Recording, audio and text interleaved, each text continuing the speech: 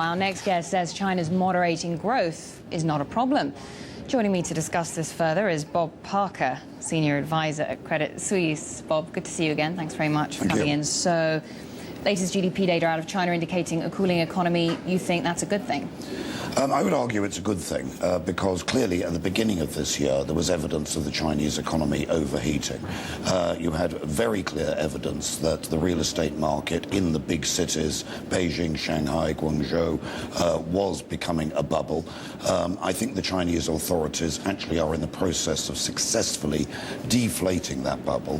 I would also say one positive factor is that the upward pressure on inflation, and you saw that in your bar chart earlier on, that inflationary, that nascent inflationary problem, if we look back at March and April, was a cause for concern of the Chinese authorities. Inflation is now coming back below the stated target of 3%. I think it's inevitable that the Chinese economy does moderate from what was a potential overheating problem earlier in the year. And I think over the next 6 months, probably 12 months, we are going to settle down into what I would call a sustainable growth path of between 8 and 10%. But what about concern in the markets over the pace of slowing, the volatility that we could see in the second part of the year?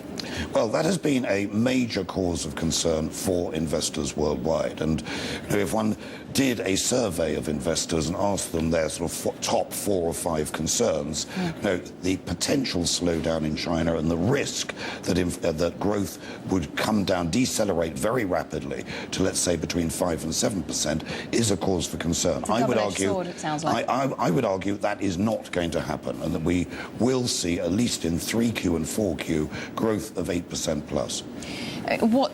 What are the implications for the global economy? China slowing down, it accounts for a third of global growth. This sort of time when we're seeing European governments pulling back on spending and the US economy facing double-digit unemployment and deflationary pressures. Well, I think the first point to make on China is I do think we're going through a process of change in economic strategy. The focus going forward in China will be on maintaining strong consumption, strong domestic investment spending, less dependence on the export sector. When you look at Europe, I think you have to look at Europe as 2 economies, a very strong Northern Europe and obviously the well-stated problems of Southern